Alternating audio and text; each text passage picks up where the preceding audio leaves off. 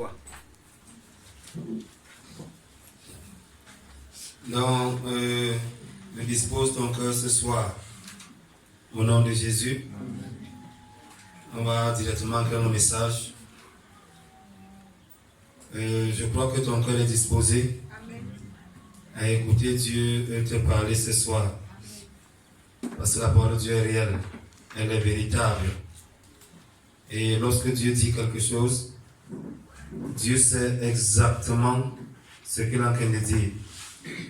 Et lorsque Dieu nous parle, il sait pourquoi est-ce qu'il est en train de nous parler. Le message de ce soir, c'est le thème s'intitule « Apprendre à donner toute la gloire à Dieu ». Vous savez, c'est une très grande blessure dans le cœur de notre Dieu lorsque sa gloire est volée. J'espère que vous connaissez très bien que la seule chose que le Seigneur ne partage pas avec quelqu'un, même avec n'importe quel archange, même avec les séraphins, même avec les 24 vieillards, c'est sa gloire. Voilà pourquoi tout genou fléchit devant le Seigneur et toute langue confesse sa gloire. Et il est étonnant, peut-être c'est par ignorance que nous le faisons, ou nous avons coutume de le faire. Mais parce que le Seigneur est très attristé lorsque sa gloire est donnée à quelqu'un d'autre. Il y a les deux textes du livre du prophète Ésaïe. Vous savez, quelques-uns appellent Ésaïe le 5e évangile. Je ne vais pas dire le premier, parce que c'est lui qui a prophétisé sur la naissance de Jésus. Et ça s'est accompli, je crois, 7 siècles plus tard. Il a dit que Marie va accoucher, la Vierge enfantera. Et on a vu ça s'accomplir dans la vie de Marie. Et Ésaïe, quand nous dit quelque chose de fondamental ici, elle veut dire que le témoin de Jésus, c'est l'esprit de la prophétie. Et l'apôtre Pierre dit que les prophètes ont parlé sur cette chose-ci, animés par l'esprit de Christ qui était sur eux. Bon, nous voyons ici, Ésaïe dit quelque chose de très important dans Ésaïe 42, verset 8. Que le Seigneur nous aide ce soir à comprendre profondément ce qu'il veut. Ésaïe 42, verset 8. Ésaïe chapitre 42, verset 8. Alors on va voir ce qui est écrit là-bas. Commençons au verset 6 même. Commençons au verset 6. Moi l'Éternel, je t'ai appelé dans la justice. Je te prendrai par la main. Je te garderai.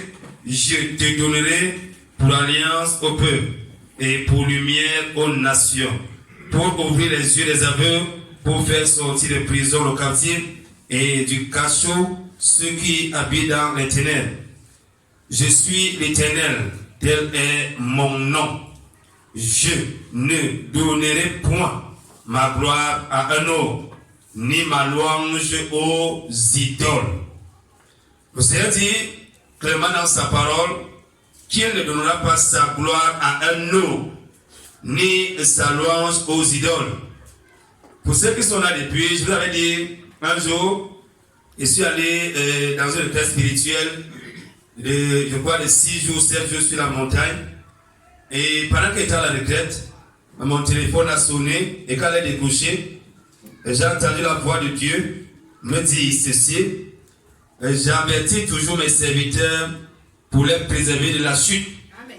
Il m'a dit de lire Jean chapitre 8, que m'avait lu ce soir aussi, versets 50 à 51. Jean chapitre 8, versets 50 à 51. Jean chapitre 8, verset 50 à 51, il est écrit ici, il est au nom de Jésus, il est écrit ici, je ne cherche point ma gloire. Il y en a un qui la cherche et qui juge. En vérité, je vous dis que si quelqu'un garde ma parole, il ne verra jamais la mort. Amen. Voilà comment le message est complété. Le Seigneur disait ici, si tu cherches ma gloire et non pas ta propre gloire, si tu gardes ma parole tu ne verras jamais la mort. Il est clair ici que plusieurs meurent parce qu'ils touchent à la gloire de Dieu.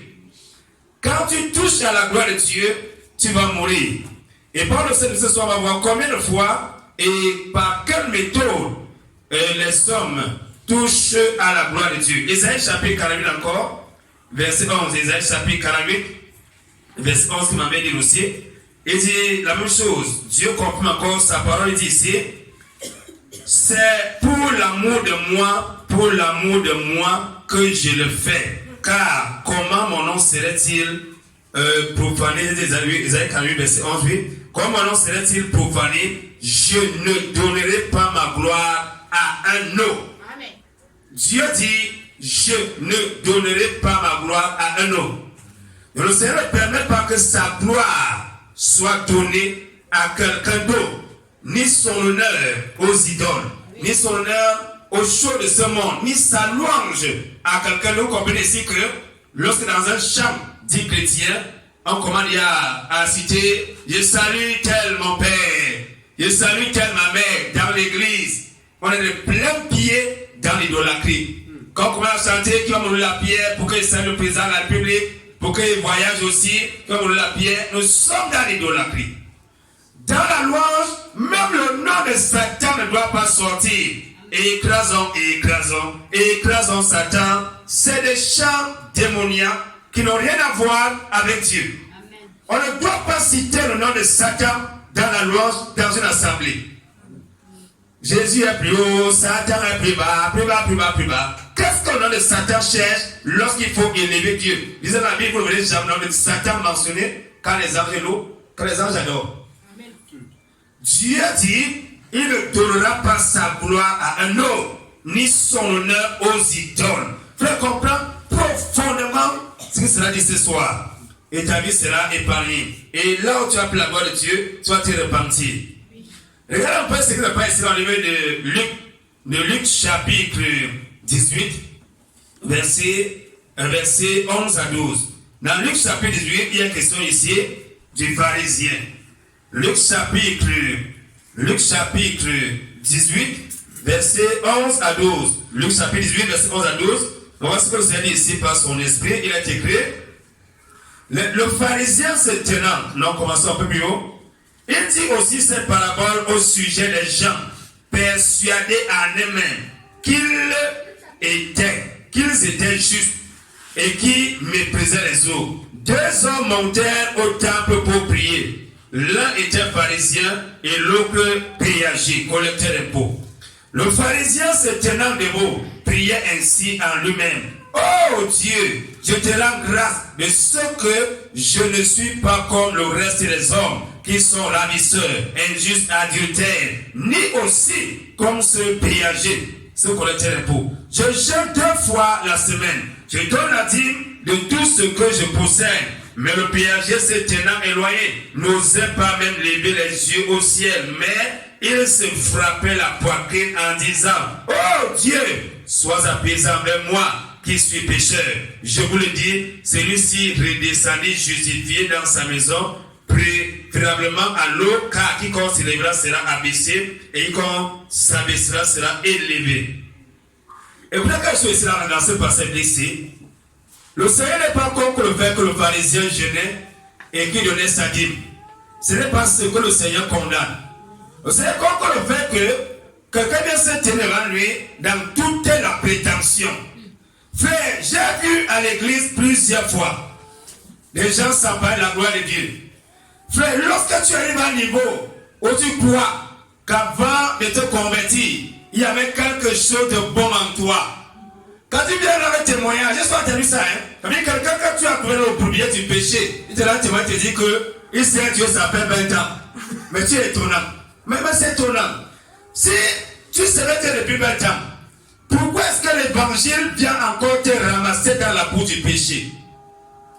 Il y a des gens, je vous dis que, voilà pourquoi vous voyez, le même dans le témoignage, c'est un problème ici. Parce que plusieurs personnes ne glorifient pas Dieu dans leur témoignage.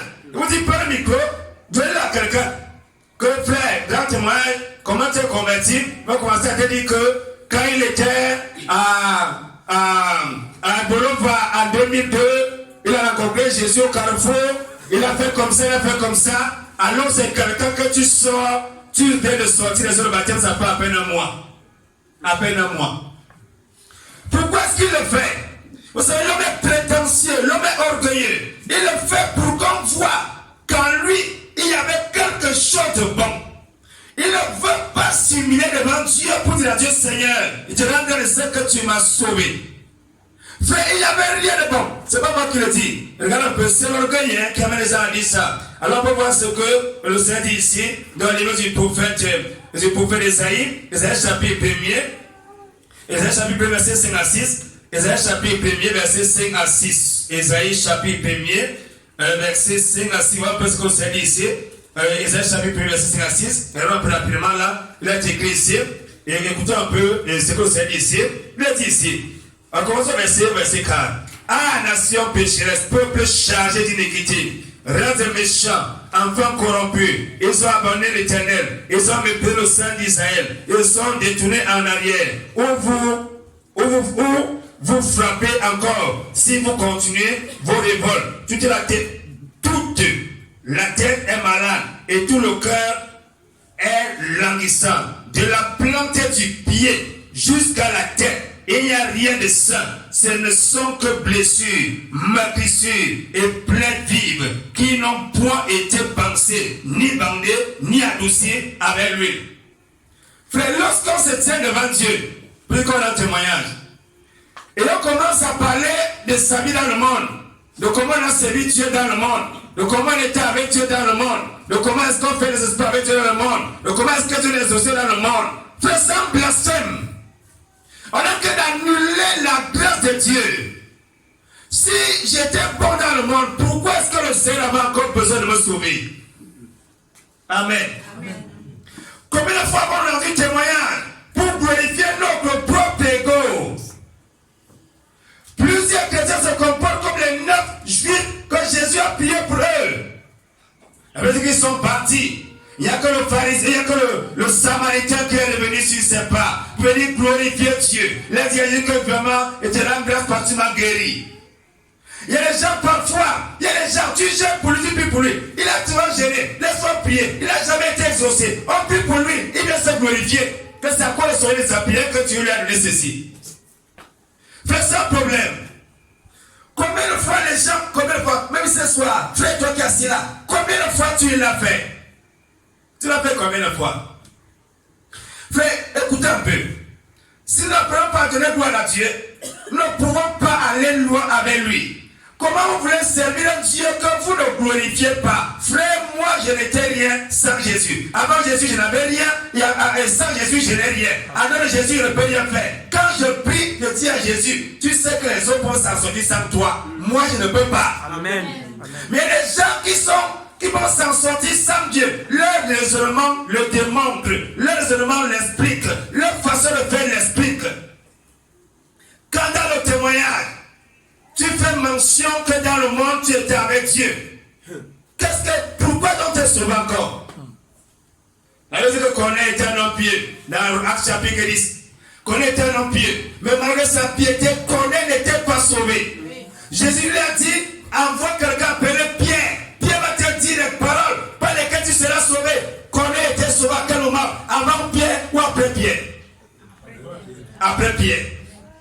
C'est comment plusieurs parmi vous, vous êtes sauvés avant de rencontrer Jésus. C'est un problème. Un jeune frère dit ici un jour, je ne sais pas si les gens avaient compris, le Saint-Esprit n'aurait pas interpellé ma prière ce matin pour me dire d'enseigner sur ça.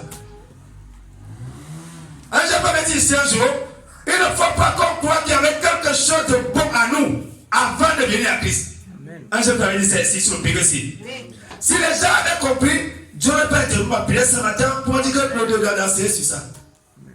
Nous n'avons pas interrompu ma prière. Nous devons dire que non, enseigner sur ça.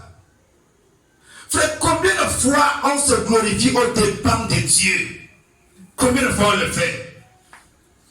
Frère, combien de fois on le fait? Frère, il y a des choses, la scie se glorifie tel au dépens de celui qui la manie. Frère, vous dites que je l'ai vu plusieurs fois. Même là, je l'ai même vu, même dans cette même pièce, je l'ai vu plusieurs fois. Quand il a témoignage, il te parle de ce que lui il était converti avant de rencontrer Jésus. Et tu fais quoi là? Il fallait qu'on est avec lui. Tu fais quoi encore à l'église? Tu n'as pas de place là-bas? Puisqu'avant de venir, tu étais déjà bon. Il y avait quelque chose de bon en toi. Frère, c'est l'orgueil, c'est la vanité. Il faut qu'on se répande de ça, il faut qu'on arrête ça, il faut changer ça. Frère, quand est-ce que la foi commence? La vie chrétienne commence quand? Quand est-ce qu'on commence avec Jésus? Qu'est-ce qu'on commence? Dans le monde? Dans nos esprits passés?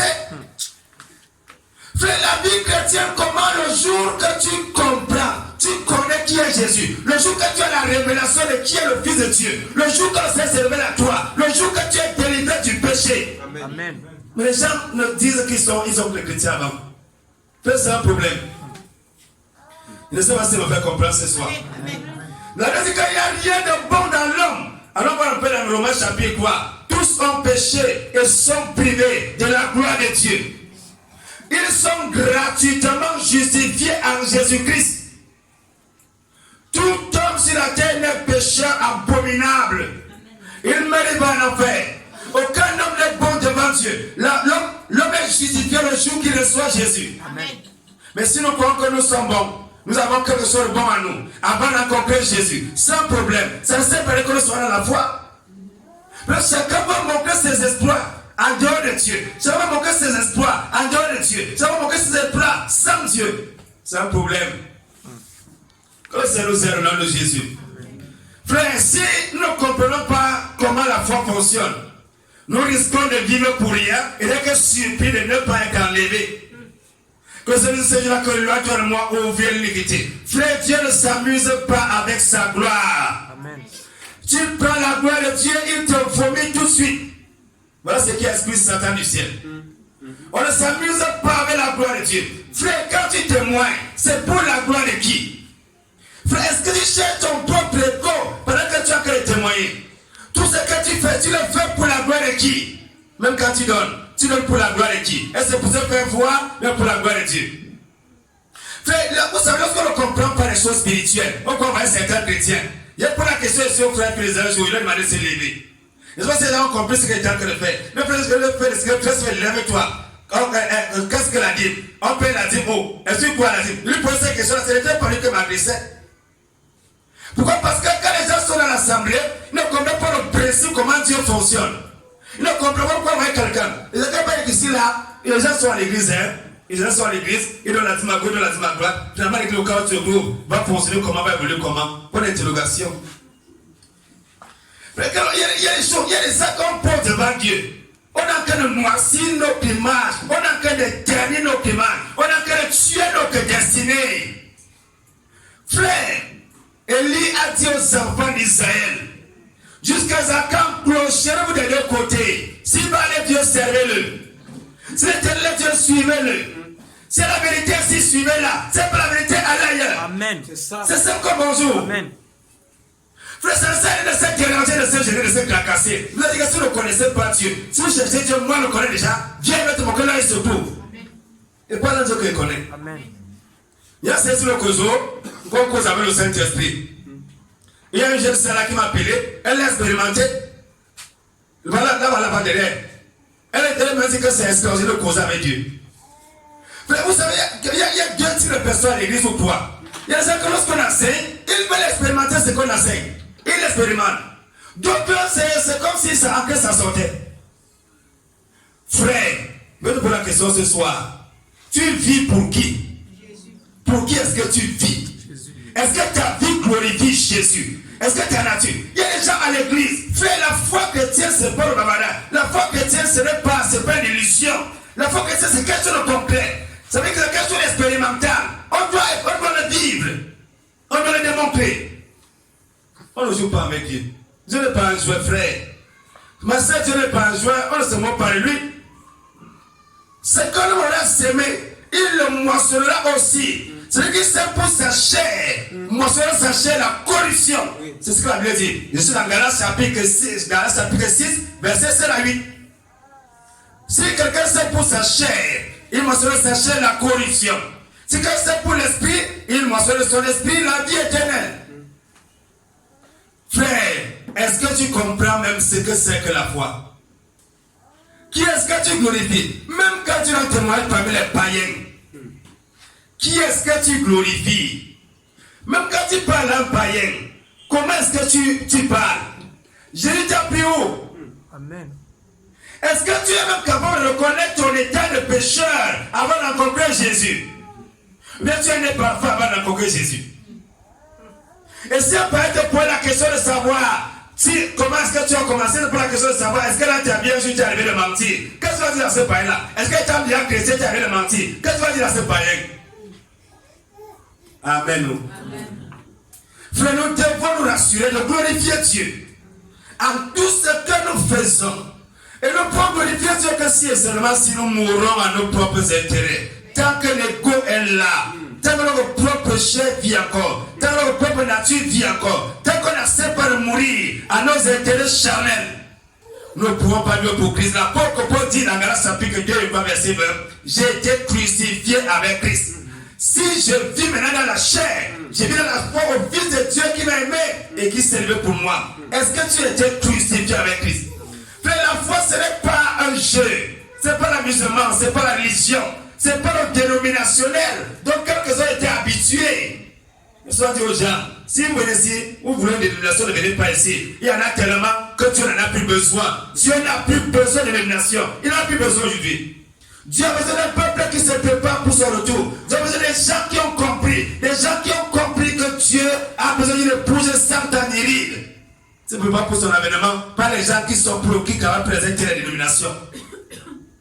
Les gens qui se font un nom sur la terre, faisons-nous un nom. Pas les gens qui ont été moulés par le puits de terre. Dieu a besoin des pierres vivantes et non des puits de terre qui ont été moulés dans les dénominations pour faire la tour de Babel. Faisons les briques, cuisons-le au feu, faisons ceci, et devant le tour. Plus de sont à l'intérieur. Qui est-ce que tu glorifies quand tu parles? Alors, moi, comme je suis dans le livre de Romains chapitre, j'ai dit Romains 3, 23, tous nos péchés sont pour la gloire de Dieu. Romains chapitre 3, verset 3 à 4, nous demandons que tout homme est menteur. Que tout homme est menteur, que tout homme soit reconnu pour menteur. Et Dieu c'est pour vrai. Mon frère, quand est-ce que Dieu t'a sauvé? Ton salut se trouve à quel niveau? À l'église de Rome? Chez les protestants, chez les bouddhistes, chez les baptistes, chez les islamistes? Tu as été sauvé à quel niveau? Où est-ce que le salut se trouve? La question est là. Parce que nous sommes bien, quand on est dans la confusion, aussi longtemps que l'esprit de confusion plane dans notre esprit, on est là nulle part avec Dieu. Amen. Donc la Bible nous enseigne sur les saisons. La Bible dit qu'au temps du roi David, il y avait une petite tribu en Israël qu'on appelait les fils d'Issachar.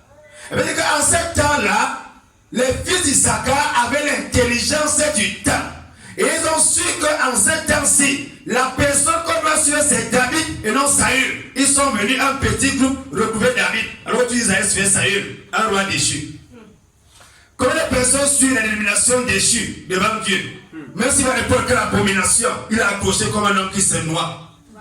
À cause de quoi? À cause de ce que c'est une brique qui a été moulée pour adhérer à la tour de Babel. Pour être membre du corps de Christ, pour être une pierre vivante dans le temple de Dieu, il faut être une pierre taillée par Dieu lui-même.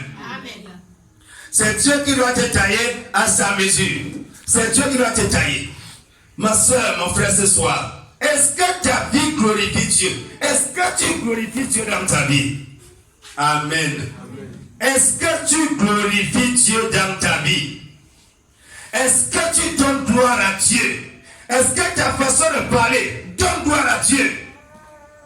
Si je prends des exemples simples, si je suis devant une bouteille de bière et je dis que je suis chrétien, je suis en train d'insulter Dieu.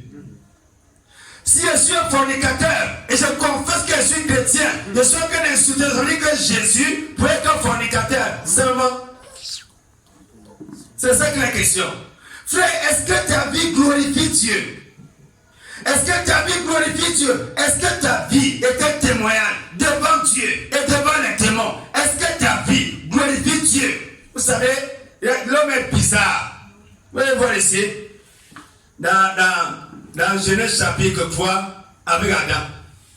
Adam, un jour, avant d'aller chez Adam, le Seigneur m'avait dit quelque chose, il m'avait même blâmé par rapport à ça. Le Seigneur m'a blâmé un jour, il m'a dit, si tu ne comprends pas la grâce, tu vas dire que tel pasteur a dit, tu vas imiter tel pasteur là-bas, mais tu vas entrer dans le bourbier. Il faut comprendre ce que c'est que la grâce. Je me suis assis, et j'ai dit, Seigneur, enseigne-moi ce que c'est que la grâce. Frère, aussi longtemps que tu ne comprends pas, même Agar l'égyptienne avait dit qu'elle est devant, c'est lui qui la voit. Il ne sait pas si vous comprenez ce soir. Frère, je dis qu'il faut que ta vie glorifie Dieu. Il faut que tu apprennes à glorifier Dieu. Même quand tu as un témoignage, donne gloire à Dieu. C'est pour la question de savoir, frère. Frère, tu as fait comment pour aller.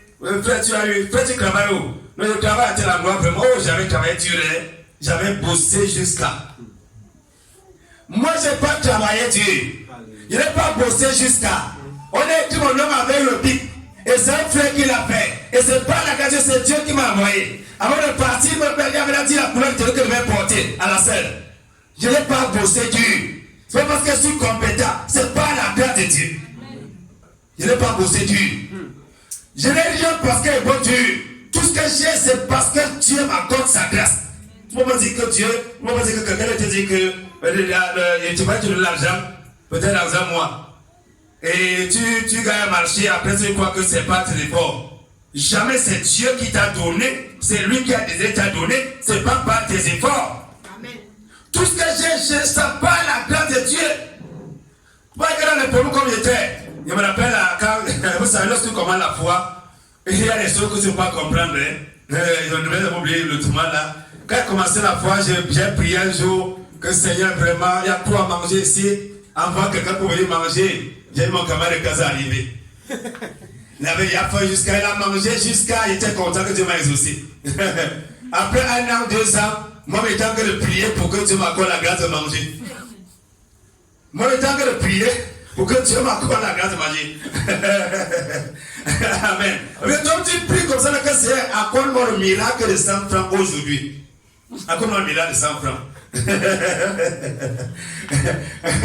Tu pries comme ça parfois. Mais Dieu te donne comment manger le jour là. Amen. Tu comprends qu'ici là c'est la main de Dieu qui a agir. Tu vas voir voilà pourquoi j'ai donné le nom de Noé à mon enfant là. Pourquoi? Parce que quand je me suis marié, après c'est un moment très difficile. Et quand le Seigneur m'a dit qu'il m'a donné un enfant, il a dit que c'est avec tout ce que j'ai comme pour l'argent là, on est dans la banque comment. Il a dit qu'il va l'appeler Noé, il me consolera de mes afflictions. Voilà pourquoi il donne le nom de Noé. Avant, il donne le nom là au mois de mars. Et quoi au mois de mars, avril? Peut-être 2 mois avant qu'il ne soit me consoler avant de sa mère. Il appelait déjà Noé. Il dit que certainement il va me consoler de mes afflictions. Frère, il y a des choses. Frère, je n'ai fait aucun effort pour être là où je suis. Aucun, c'est pas la grâce de Dieu. Vous devez apprendre à glorifier Dieu. Il y a des moments où j'ai dit à un jeune sereinement qu'il faut dire au père de ta famille là que ce n'est pas parce qu'ils t'ont mis à l'école que tu as réussi. La plupart qui t'ont mis à l'école, tu les as menti que tu as eu le BPC que tu n'avais jamais eu. C'est lorsque tu te convertis véritablement que Dieu t'accorde la grâce. Dès que là où tu es, il faut rappeler à ce père-là que ce n'est pas la grâce de Dieu. Alors, on oublie très vite ce que tu as fait. Hein? L'on oublie très vite. Pourquoi vous voyez par exemple dans Jean chapitre 11, Lazare a assis à table que le manger. Vous ne verrez nulle part Lazare pour la parole, pour la grâce. Et Lazare que le manger, les gens viennent voir Lazare, Lazare était mort, le Dieu l'a dit. Lazare est assis, on vient voir. Elle me dit bien, les gens venaient voir Lazare. Qui est Lazare pour qu'on vienne le voir? Amen. Qui est Lazare pour qu'on vienne le voir? Les gens venaient voir Jésus, ils venaient aussi voir Lazare. Donc ça veut dire que Lazare est devenu un vis-à-vis de Jésus. Amen. Frère, est-ce que tu glorifies Dieu? Est-ce que tu donnes gloire à Dieu? Est-ce que tu donnes aussi longtemps que tu crois que tu mérites certaines choses? Tu as passé dans le monde à te prostituer, à te déshonorer. Et tu penses que tu mérites le mariage, tu ne l'auras jamais. Même si tu as un mariage, ça sera faux. Dieu ne sera jamais ensemble. Tu ne comprends pas que ce n'est pas la grâce que tu as le mariage. Tu ne comprends pas, ça doit croire que ce n'est pas tes efforts. Tu dois vivre le mariage selon tes propres principes. Même l'enfant, c'est la grâce de Dieu. Amen. Et c'est Dieu qui l'accorde. Lorsqu'une femme ne comprend pas ça, si elle ne comprend pas ça, c'est un problème. C'est Dieu qui accorde un enfant. Et si Dieu t'accorde un enfant, tu dois rendre grâce. Si tu es gris pour un enfant, c'est un problème. L'écrit me dit Amen. Tu critiques Dieu pour un enfant, c'est un problème. Ça veut dire que tu as qu'un péché devant Dieu. Tu vas dire que Dieu, ton cerveau ne tient pas. Pourquoi tu me fais? Voilà, fais comme j'ai fait. Je suis dans les difficultés. Il dit que certainement il va l'appeler Noé. Il va me consoler de mes afflictions. Voilà la réaction de la foi. Pas l'inverse. Frère, nos vies dépendent du Seigneur. Il faut que ta vie glorifie le Seigneur. Ne t'oppose pas à Dieu. Ne t'oppose pas à lui. Ne t'oppose pas à lui. Pourquoi tu t'opposes à lui? Tu ne dois pas. Dis à ton voisin. Dis à ton voisin, tu ne dois pas t'opposer à Dieu. Tu ne dois pas t'opposer à Dieu. Cesse de t'opposer à lui. Cesse de t'opposer à Dieu. On va voir cela encore. Frère, Dieu ne partagera pas sa gloire avec quelqu'un. Adam et Ève, Genèse chapitre 3, verset 8 à 10. Allez voir le comportement des gens. On va dire ici que dans Genèse chapitre 3, Genèse chapitre 3, qu'est-ce que dit le Saint-Esprit ici? Qu'est-ce que dit les Écritures? Écoutez le comportement d'Adam ici. Verset 8 à 10, il est écrit ici. Il entendit la voix de l'Éternel Dieu qui se promenait dans le jardin au vent du jour. Et Adam et sa femme se cachaient devant la face de l'Éternel Dieu au milieu des arbres du jardin. Et l'Éternel Dieu appela Adam et lui dit, où es-tu? Et il répondit, j'ai entendu ta voix dans le jardin et j'ai craint parce que je suis nu. Et je me suis caché. Dieu est intelligent jusqu'à. Et Dieu dit, qui t'a montré que tu es nu? As-tu mangé l'arbre dont il t'avait ordonné de ne pas manger? Adam répondit, la femme que tu as mise auprès de moi m'a donné du fruit de l'arbre et j'en ai mangé. Alors que t'aimes Dieu, j'étais en bon accord avec toi et c'est toi qui as tout gâté en amenant une femme. Frère, lorsqu'on décline sa responsabilité devant Dieu pour la déposer sur quelqu'un d'autre, on a qu'à commettre un péché. Chacun de nous est responsable de ce qu'il fait. Amen. Est responsable de ce qu'il pose. Est responsable de ce qu'il dit. Personne n'est responsable de ce que tu fais en dehors de toi-même. Je répète. Lorsqu'on décline sa responsabilité pour la mettre sur quelqu'un d'autre, on a que de commettre un péché, on a que de s'enfoncer. Dieu avait dit à Adam, voilà ce que te dit, restez ici. Il a fait quoi? Il a dépassé ou dépassé les bornes que tu avais fixées et il s'est dit comment dire que c'est la femme que tu avais donnée. Quand il était sans femme, il dit qu'il était comment? Il ne voyait pas son vis-à-vis, non? Il ne voyait pas quelqu'un qui lui ressemblait. Maintenant, la femme est arrivée. Est-ce que la femme l'avait obligé à manger? Il a mangé parce qu'il voulait. C'est parce qu'il voulait qu'il avait mangé. Pourquoi il n'a pas refusé? Il aurait dû refuser. Il devait refuser. Frère, quand la gloire de Dieu est donnée aux idoles, frère, la colère de Dieu va t'atteindre. Frère, ne donne pas la gloire de Dieu aux idoles. Frère, ne prends pas le nom de Dieu et le remettre entre les mains des idoles. Ça ne marchera pas. Si tu te moques de Dieu, tu ne vas pas t'en sortir. Il est Dieu, toi tu es non. Il dit que tu ne t'en sortiras pas. Donc chacun d'entre nous a besoin de se poser la question de savoir, est-ce que ma vie honore Dieu? Est-ce que j'honore Dieu par ma façon de faire? Est-ce que je donne gloire à Dieu? Est-ce que je donne gloire à Dieu? On peut te dire que non, vraiment, c'est quand même quand tu es là-bas, vraiment, je bénis Dieu parce que le Dieu de nos pères ne nous laisse pas. C'est parce qu'on met de temps en temps l'huile sur les crânes que vous avez fait marche. Un père m'a dit le cojo, une païenne, c'est une païenne. Que ce soit qui est parti faire le sacrifice, elle a eu le travail. Tu n'es pas parti faire le sacrifice, c'est la fait mal. Voici elle met aussi un travail. Lui dit que moi je n'ai pas fait, je travaille aussi. Moi je n'ai pas fait, je travaille aussi. Qu'est-ce qu'on dit? Et après ce que je travaille aussi, je ne suis pas, je suis un enfant de Dieu sauvé. N'est pas son esprit. Amen. Je n'ai pas fait ce que tu as qu'à le faire. Tu comprends que tu es dans l'idolâtrie, tu es égaré complètement et tu as besoin de venir à Jésus. Tu as besoin de changer de côté, de venir à Jésus. Parce que les gens sont maintenus dans l'idolâtrie parce qu'ils disent que non, ça marche. C'est pas parce que ça marche que ça vient de Dieu.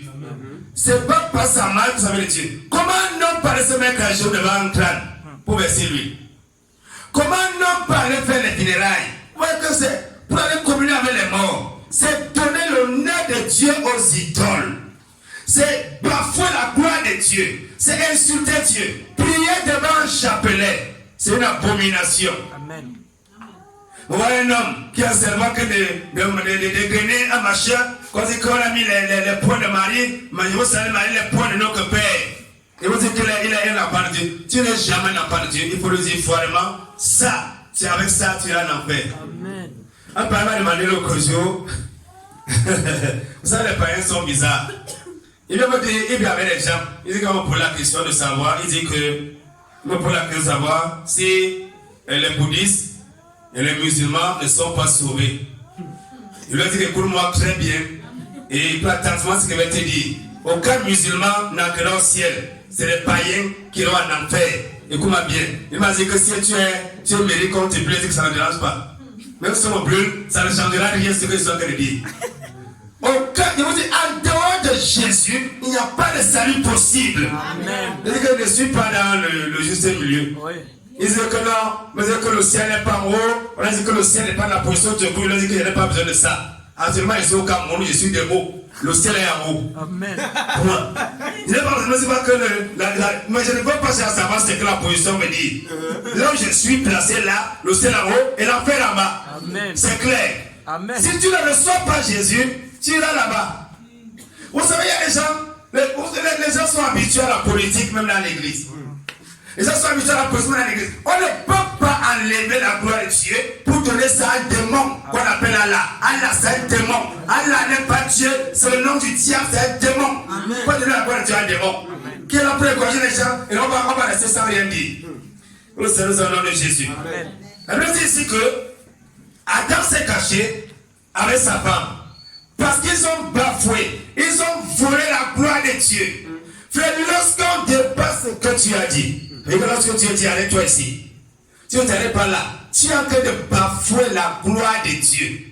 Un exemple, c'est quand une femme vient dans une assemblée sans se couvrir les cheveux, vous pouvez lui montrer sa gloire. Puis encore, ils ont même plus la gloire de Dieu. On montre les péruviennes, les synthétiques, et les tchadiennes, indiennes, machin, puis toutes ces choses-là. Quand il y avait ces bêtises dans l'église, c'est pour voler la gloire de Dieu. Vous voyez que les gens ont les yeux fixés sur la gloire de Dieu, on a que de contempler les mèches péruviennes à l'église. Les mèches marchent plus à l'église. Frère, la femme doit couvrir sa gloire. La chevelure est devenue la femme comme voile, comme gloire, c'est sa gloire. Devant Dieu, toute gloire est couverte. Afin que la gloire revienne exclusivement à Dieu. Même les séraphins dans Ésaïe chapitre 6 couvrent la gloire pour qu'il n'y ait pas de confusion. La sœur doit couvrir ses cheveux. Elle doit couvrir ça au nom de Jésus. Elle doit couvrir. On va voir un cas dans Juge. Juge chapitre 7, verset 1 à 6. Frère, Dieu ne s'amuse pas avec sa gloire.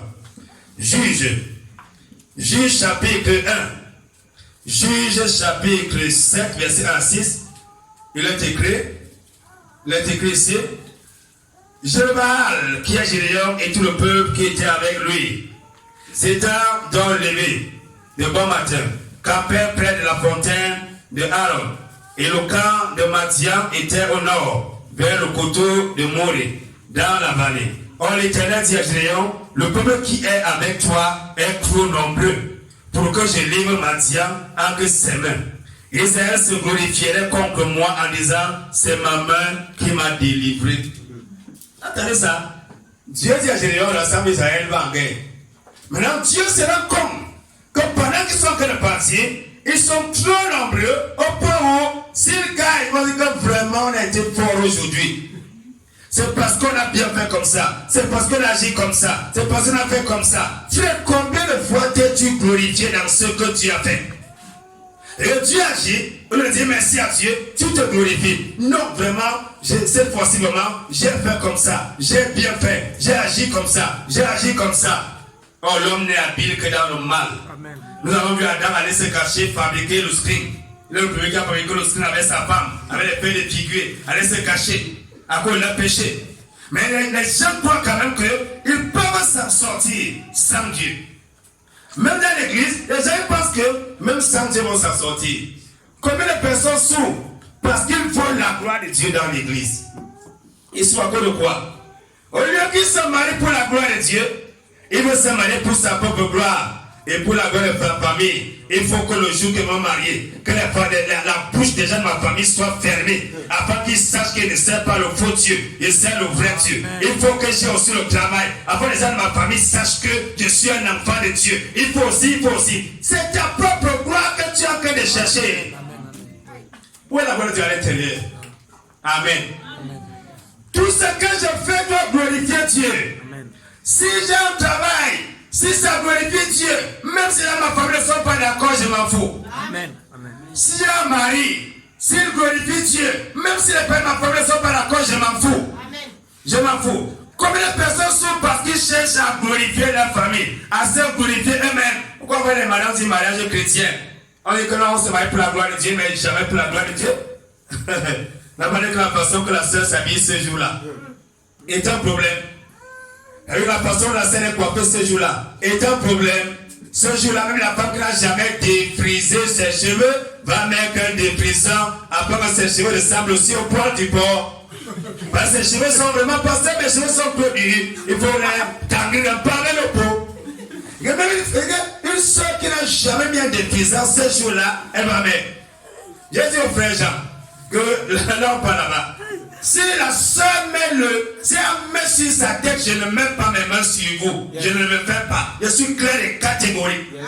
Et je suis averti pour que personne ne soit surpris. Je ne mets pas mes mains sur la tête d'une femme qui a les faux cheveux. Je ne le mets pas, je ne le ferai pas. Et encore moins, tu viens avec des décolleté plongeant, tu vas rentrer avec.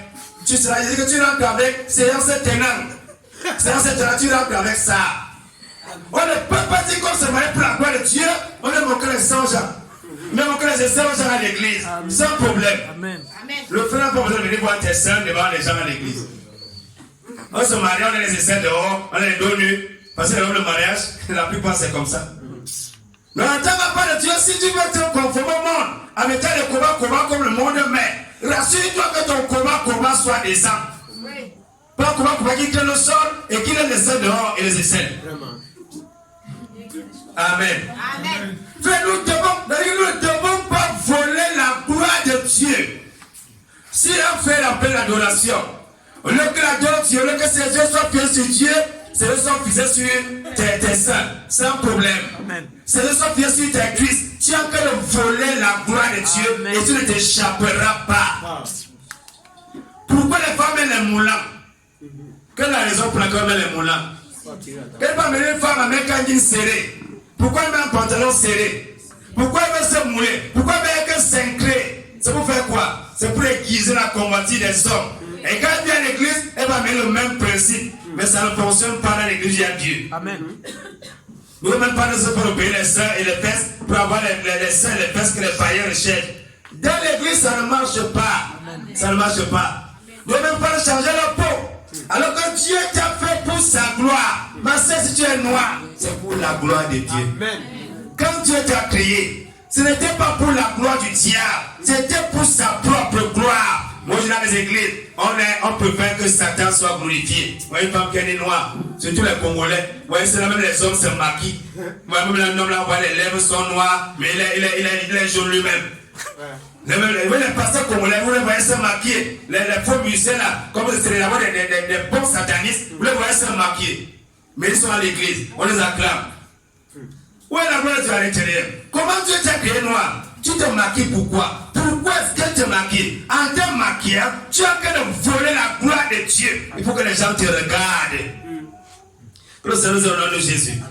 Donc Dieu dit à Gédéon, le peuple va se glorifier à mes dépenses. Regarde un peu quelque chose. Si un homme vient vers toi, un frère vient vers toi, à cause de ton apparence et de tes formes, tu es mal parti. Oui. Un homme ne doit jamais venir vers toi à cause de ton apparence, à cause de tes formes. Un frère doit venir vers toi à cause de ce que tu es. Amen.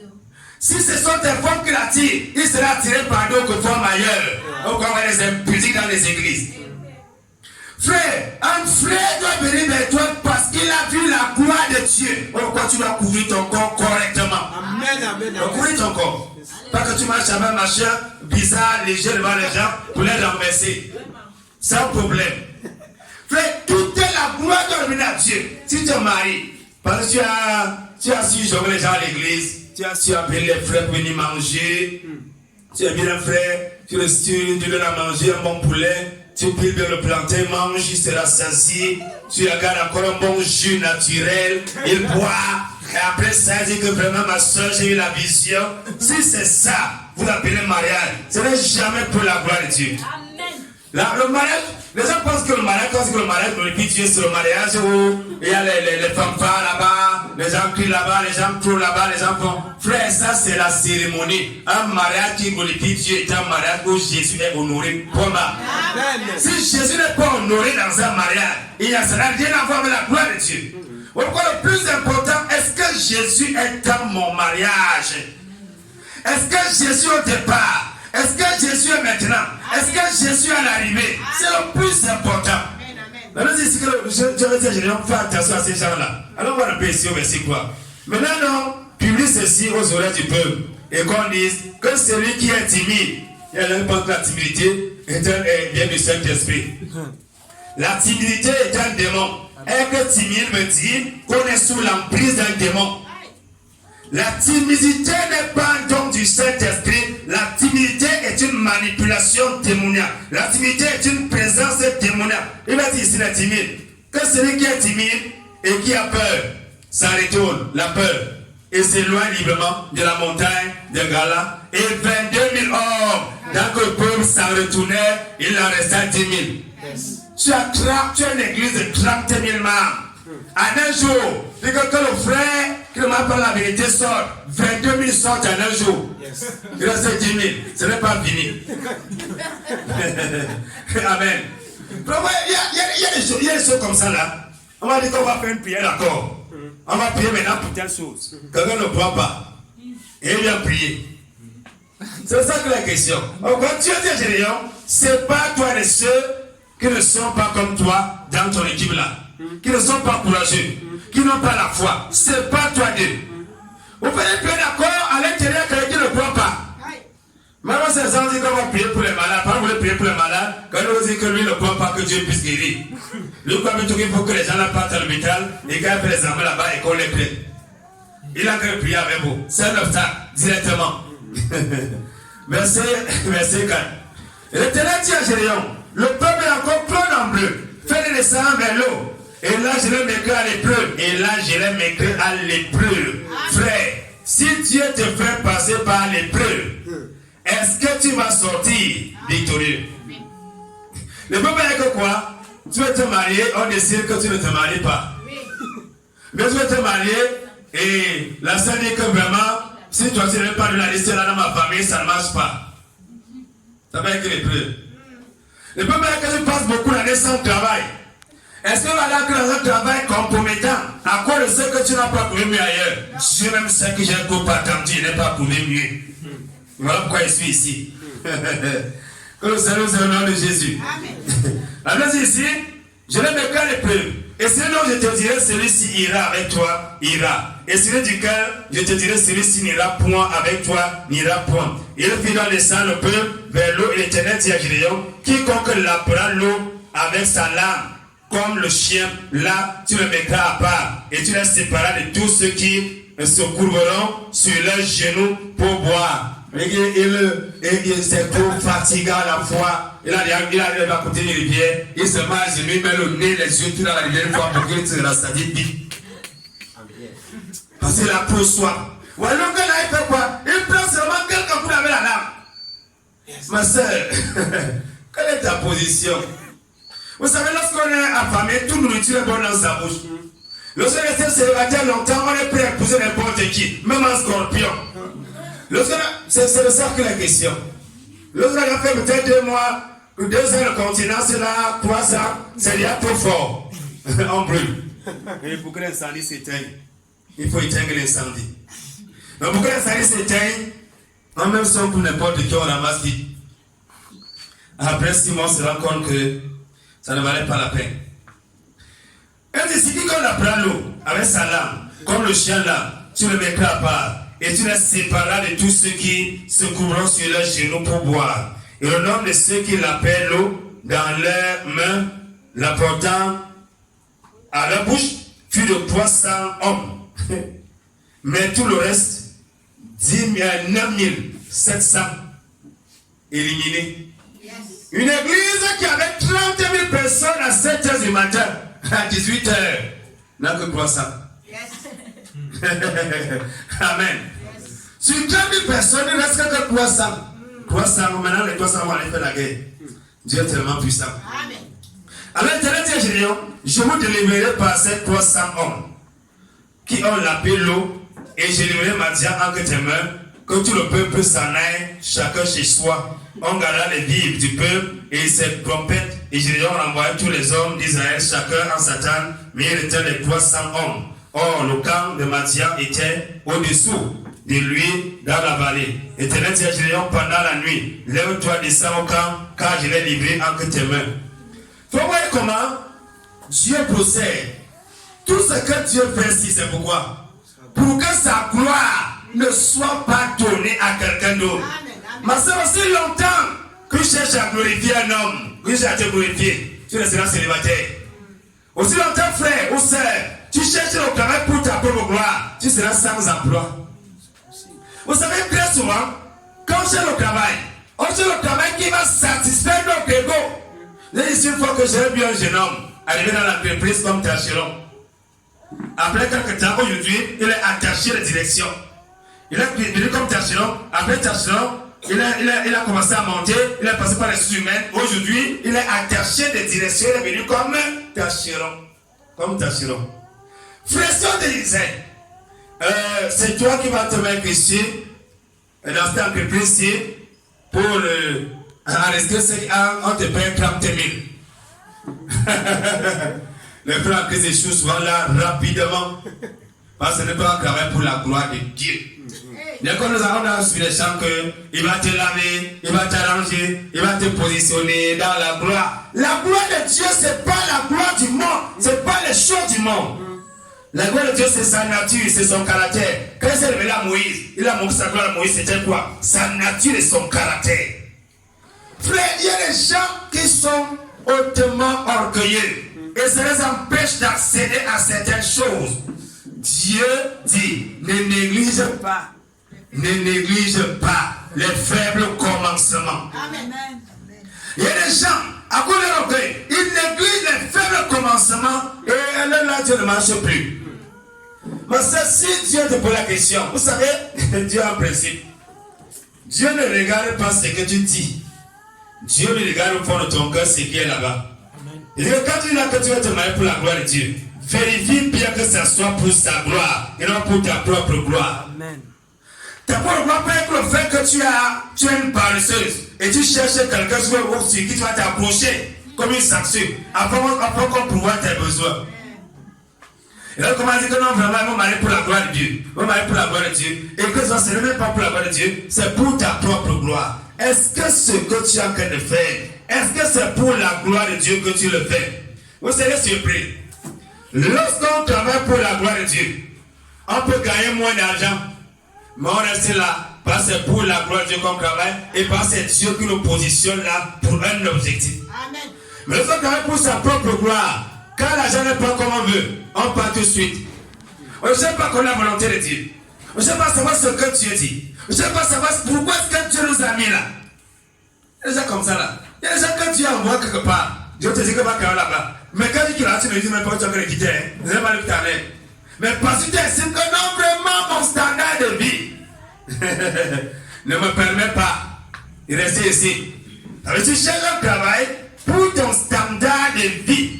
Et non pas pour la gloire de Dieu. Or Dieu lui sait. En restant là où il te met là, tu vas sauver au moins peut-être une dizaine. Même une seule personne. Pour Dieu, tu restes quelque part, tu travailles 10 ans, tu ne gagnes pas grand chose. Et tu sauves une seule personne. Pour Dieu, c'est le plus important. Oui. Que de gagner 10 millions en 10 ans et de sortir de là, comme je serais sorti en Égypte, même pas une seule personne qui l'a gagné. Frère, il faut comprendre ceci. Est-ce que tu vis pour la gloire de Dieu? Est-ce que ta vie glorifie Dieu? Est-ce que ce que tu fais, c'est pour la gloire de Dieu ou c'est pour tes propres intérêts charnels? Pour ta propre gloire, il faut que j'ai une maison qui a une douche à l'intérieur, une cuisine. Vraiment, quand tu rentres fatigué, tu ouvres la douche, l'eau sort du mur directement.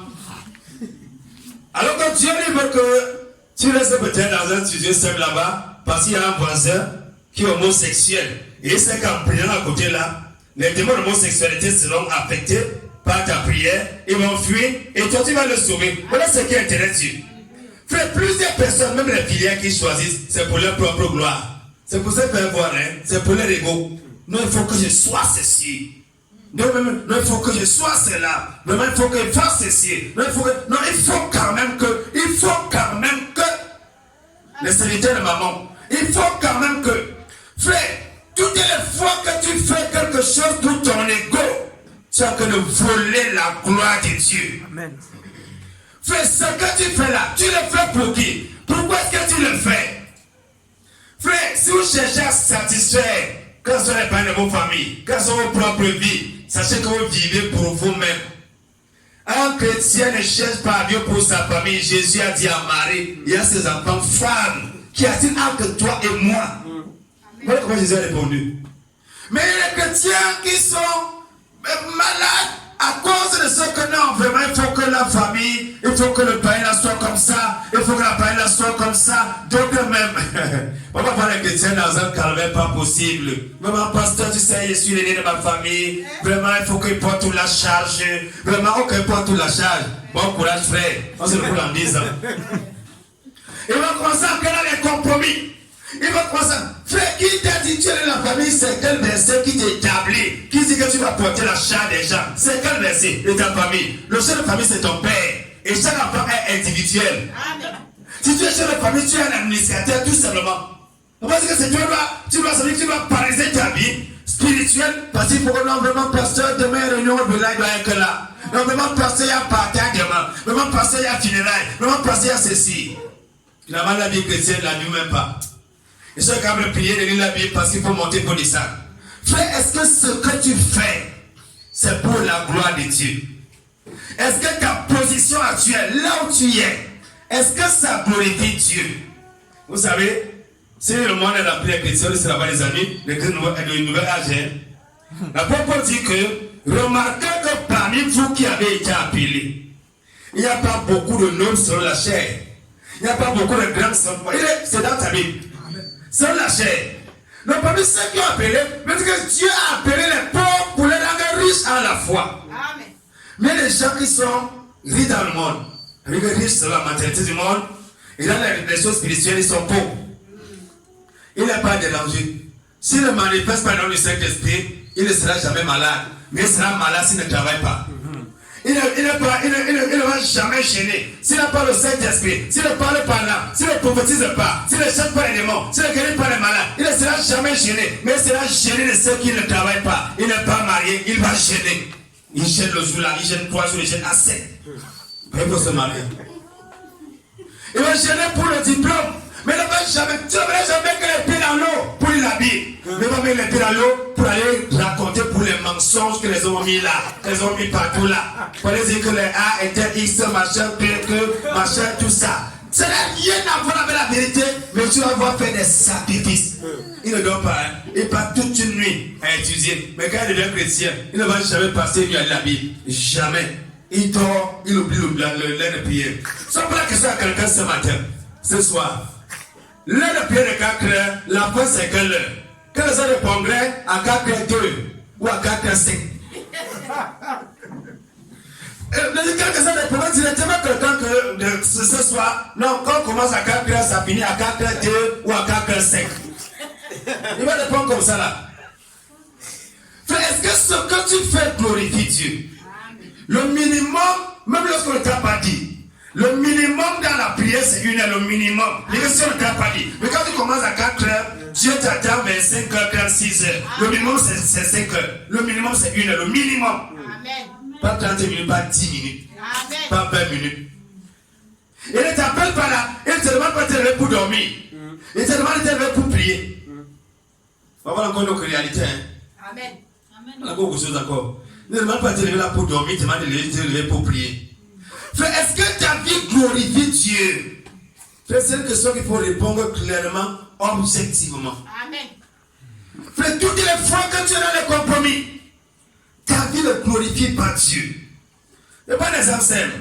Si moi je suis un enfant de Dieu, je suis un frère un jour, un frère était brisé parce qu'il était dans une église.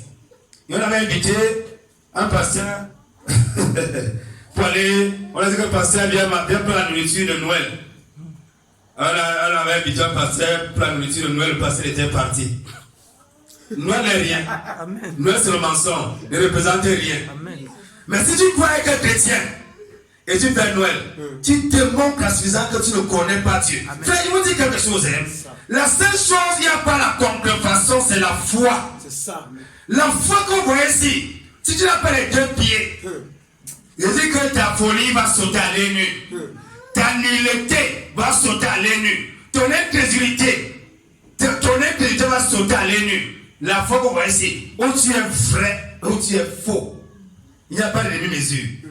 Frère, il y a des gens qui servent Dieu comme Joas. Joas servait Dieu à cause de Jéhoiada qui était sacrificateur. Et le peuple aussi faisait comme lui.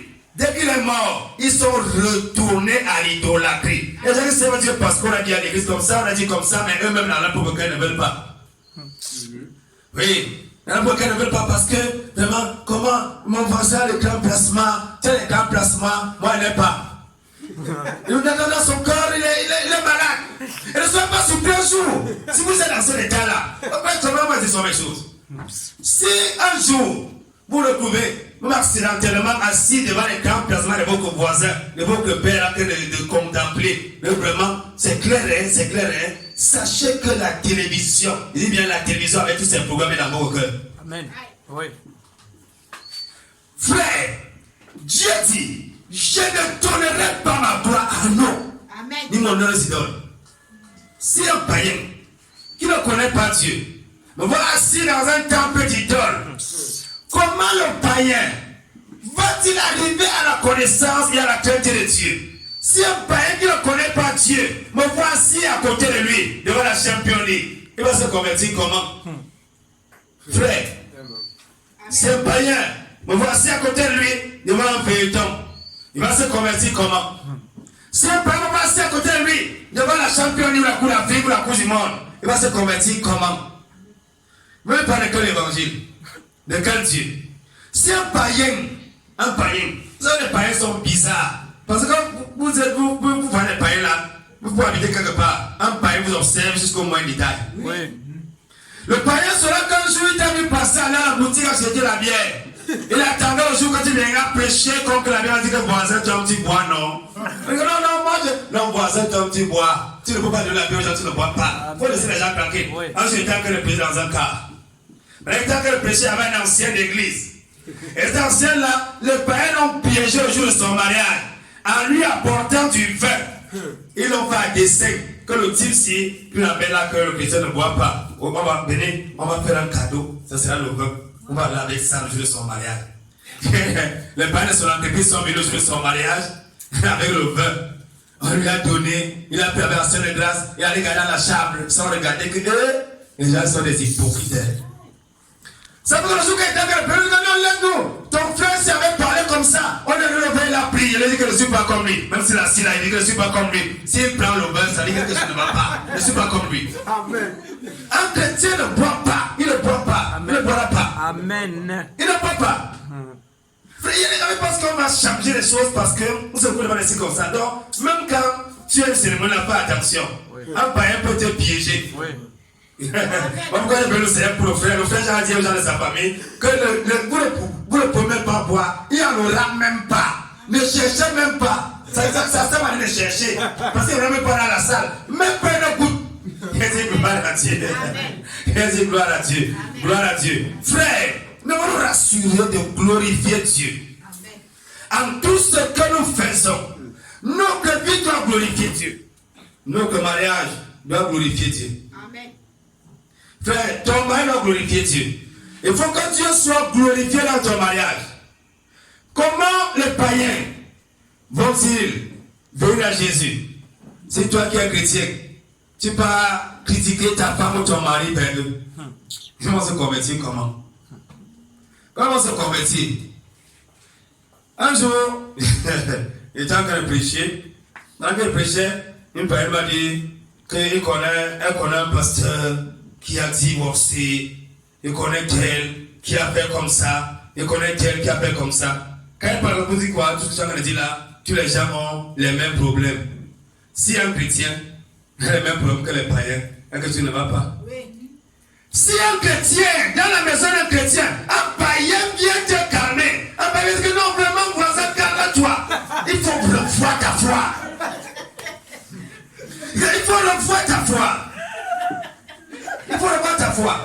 Amen. Un chrétien qui a Christ, qui a le Saint-Esprit, qui a la maîtrise de soi, qui a les dons du Saint-Esprit, qui a le fruit de l'Esprit, un païen qui te calme, un païen qui a le diable en lui. Est-ce que ce qui ne va pas? Est-ce que ce qui ne va pas? Amen. Il y a quelque chose qui ne va pas. Oui. Frère, rassurez-vous. Vous rassurez-vous de ceci. Alors qu'on a mis l'école de fondation.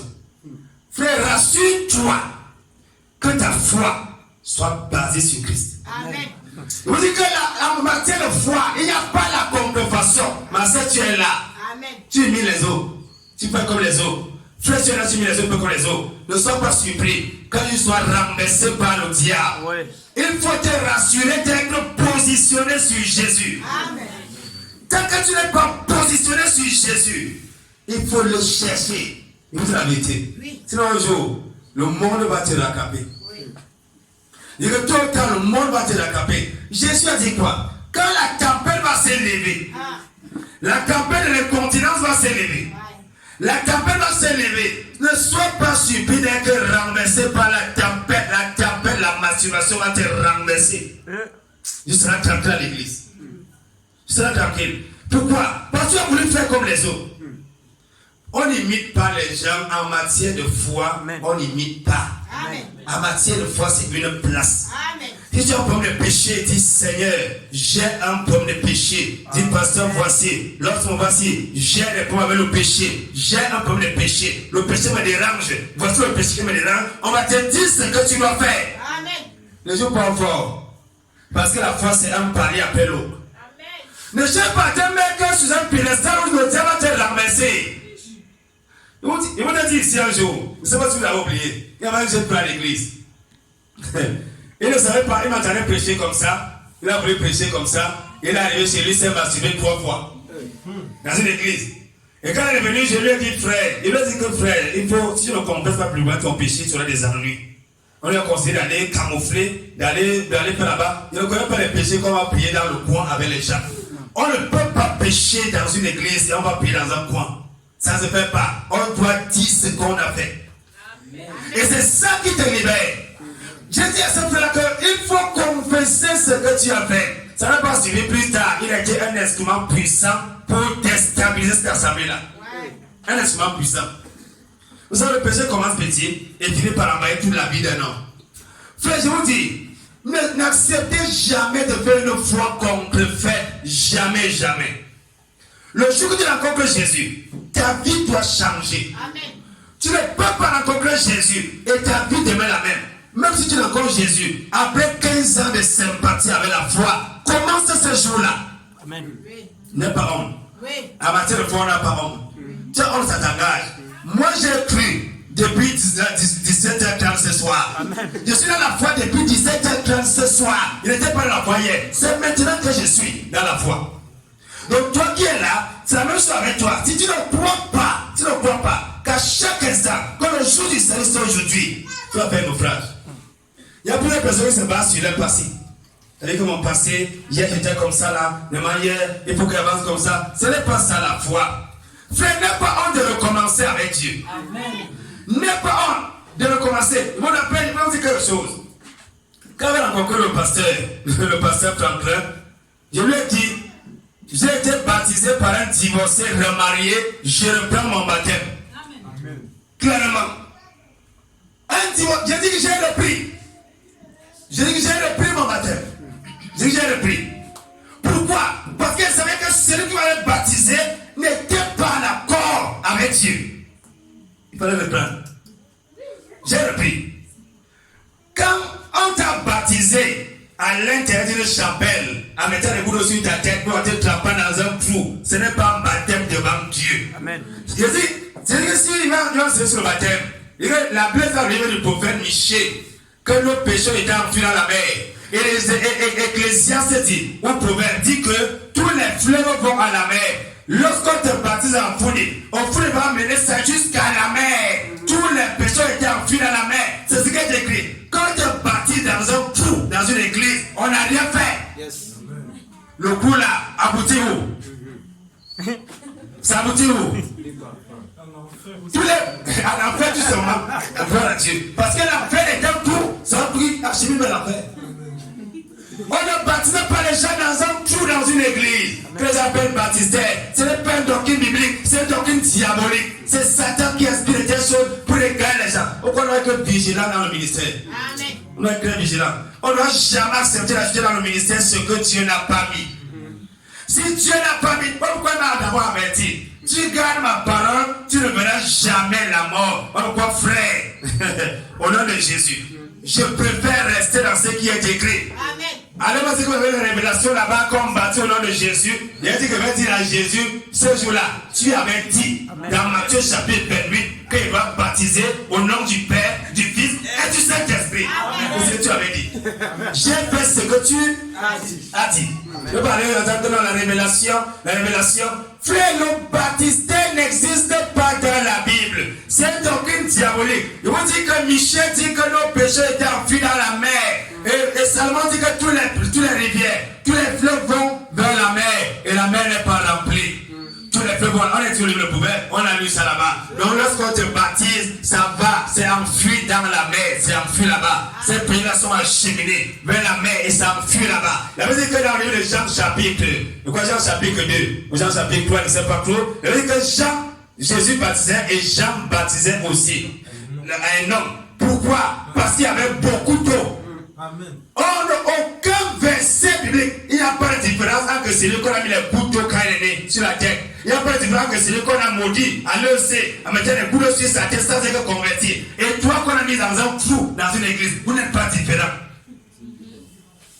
Il dit que bibliquement là, tu ne peux pas me prouver dans la Bible, par les Écritures, que quelqu'un a été baptisé dans un trou dans une église. Ce n'est pas biblique. C'est comme ça que les gens, on amène les gens en enfer pour rien. Les gens sont là, on leur fait ce que tu as dit, on ajoute pour nous dans la parole. Un homme ne doit pas ajouter sa part dans la parole de Dieu. La parole de Dieu est telle qu'elle est là. Qui que tu sois, tu la laisses telle qu'elle est écrite. Amen. Je vous dis que les prêtres de Baal qui mettent les gens dans les trous dans les églises, ça n'a rien à voir. On ne peut pas creuser un trou et mettre de l'eau. Il n'y a pas de différence entre mettre l'eau dans un pot et mettre dans un récipient qui contient aussi et mettre les bouts sur la tête de quelqu'un, c'est pas différent. Tu n'es pas baptisé. Tu n'es pas baptisé. C'est pas le baptême. Et c'est vrai que ce verset après. Tous ceux qui ont baptisé dans ces conditions-là ne sont pas baptisés. C'est pas le baptême. Le baptême aussi est un engagement d'une bonne conscience avec Dieu. Lorsqu'on s'engage à se baptiser, et qu'on a pris conscience de son état de péché. On ne peut pas recevoir un baptême authentique. On ne peut pas recevoir le baptême devant Dieu et retourner dans le bourbier de la fornication, dans le bourbier de la l'adultère, dans l'immoralité, dans le vol, dans la corruption. C'est impossible. Puisqu'on s'engage, on connaît dans la tête de partir. À moins qu'on ne soit conforme à Hébreux chapitre 4 ou 5, qui dit que l'équipe a des péchés volontaires. À moins que ce ne soit un péché volontaire. Hébreux chapitre 6. À moins que ce ne soit un péché volontaire de ta part, ça veut dire que tu pêches volontairement. Frère, lorsqu'on se baptise, c'est qu'on tourne le dos à sa vie passée. Amen. On ne peut pas se faire baptiser et on a que dans le monde encore vivre dans la débauche. Devenir les hôtels avec les femmes, vivre dans la débauche, dans la prostitution tout simplement. Et dire qu'on a été baptisé un jour, c'est un blasphème, c'est une confusion. Jamais, jamais. Lorsqu'on rencontre Jésus, il faut dire que notre vie de foi comment le jour qu'on saisit la vérité. Aussi longtemps qu'on n'a pas saisi la vérité, on n'est pas dans la foi. On est dans la recherche de la foi. Donc l'apôtre Paul dit aux Corinthiens, il va bien, il dit aux Corinthiens que Dieu a accepté qu'on le cherche en tâtonnant. Bien qu'il ne soit pas loin de chacun d'entre nous. Donc Dieu considère que le temps que tu as passé là, tu es en train de tâtonner en le cherchant. Le jour que tu couvres la vérité, ta vie est métamorphosée. Le jour que tu couvres la vérité, ta vie est transformée complètement. Aussi longtemps que ta vie n'est pas transformée, frère, tu n'as pas encore trouvé la vérité. Amen. On n'est pas sauvé de l'eau, mais on connaît à boire l'eau. On n'est pas sauvé de l'eau, mais on connaît à se noyer. C'est impossible. Quand on tire de l'eau, on peut mourir de tout, mais sauf de la noyade. Puisqu'on est hors de l'eau. Mais quand on est hors de l'eau, et on se noie encore. Frère, il faut qu'on se rassure. Frère, rassure-toi que ta vie chrétienne. Sans qu'on voit la parole. La Bible dit que, il vous a dit de le part, nous devons glorifier Dieu dans tout ce que nous faisons. Est-ce que ce que je fais, est-ce que ma façon de faire, ma façon d'agir glorifie Dieu? L'élu éthiopien n'a pas été baptisé dans un baptistère. Il est descendu dans l'eau avec Philippe. Un ministre des Finances dans l'eau avec Philippe. Bonjour, on va envoyer un petit type qui vole l'argent de l'État. Vous dites qu'on doit mettre le boulot sur sa tête. Que le Seigneur nous aide au nom de Jésus. Que le Seigneur nous aide. Que le Seigneur nous aide. Pierre n'a jamais creusé un trou à l'église primitive pour baptiser 3000 personnes. Jamais, jamais. Ça, c'est les doctrines d'égarement. Les doctrines de Babel. C'est les gens, vous savez que l'homme, vous savez, l'homme nous dit que quand vous cherchez votre propre gloire, vous allez tomber. On doit rechercher la gloire de Dieu. Regardez pour quelque chose. Il y a quelqu'un dans la Bible à qui Dieu avait donné la royauté. On l'appelait Jéroboam, fils de Nébat, le fondateur du péché en Israël. Dieu lui dit, tu seras roi sur 12 tribus. Tu dis tribus, oui, sur 10. Avec que Jéroboam, fils de Nébat, résolu en lui-même. Il a dit que, hey, si le peuple continue à aller adorer à Jérusalem, leur cœur retournera à leur Seigneur David et ils vont m'abandonner. Qu'est-ce qu'il faut faire? Il faut maintenant que je me fasse des dieux à Bethel et à Dan. Afin que le peuple reste ici, qu'il ne parte plus à adorer à Jérusalem. On voit les gens, on crée les cellules à gauche, à droite, on crée les baptistères, des choses comme ça. On met les couteaux sur la tête des gens, comme à l'église protestante. On met les couteaux sur la tête des bébés, les catholiques, pour les mettre dans l'idolâtrie. Frères, sœurs, vous ne pouvez pas être chrétien. Vous prenez votre enfant, vous le remettez à un athée, un antéchrist, à un sataniste. Si vous prenez votre enfant, vous le mettez à l'école catholique, vous aurez un incrédule accompli. Je répète. Si vous prenez votre enfant avec la connaissance de Dieu, vous mettez dans une école catholique, vous aurez à la fin de sa vie un athée accompli, un païen accompli. Le diable est rusé. Pose-toi cette question-ci, c'est pas là qu'elle est finie. Quelle est cette église qui ne convertit jamais personne, mais qui est à la naissance? À la naissance, elle est là.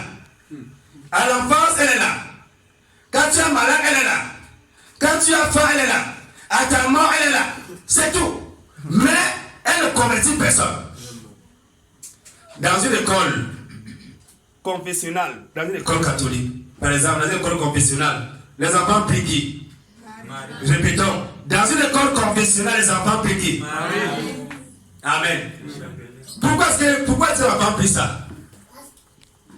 Un païen dit, donne-moi un enfant de 0 à 6 ans, j'ai donné un communiste accompli.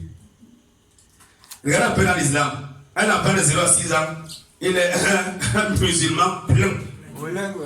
Mais voilà pourquoi on se rassure que tu accouches là et qu'à 3 ans il soit là pour l'initier dans l'idolâtrie. Jusqu'à 6 ans, il est déjà un idolâtre accompli. Et là tu as un enfant vide de la présence de Dieu. Voilà le travail que le diable fait. Si vous l'avez prié, tu ne peux pas maintenir un enfant dans la foi en le dirigeant de sa base. C'est la base qu'on sauve quelqu'un. C'est la base. L'enfant, c'est la base. Quelle est la base qu'il reçoit? Il reçoit quelle base? Il reçoit quelle base? La base de Marie, de Joseph. Que le Seigneur soit béni ce soir au nom de Jésus. À réfléchir là-dessus. Il faut bien réfléchir là-dessus et tirer les conclusions. On va s'arrêter là ce soir. Moi, c'est même que debout et on va prier. Vous allez ce soir.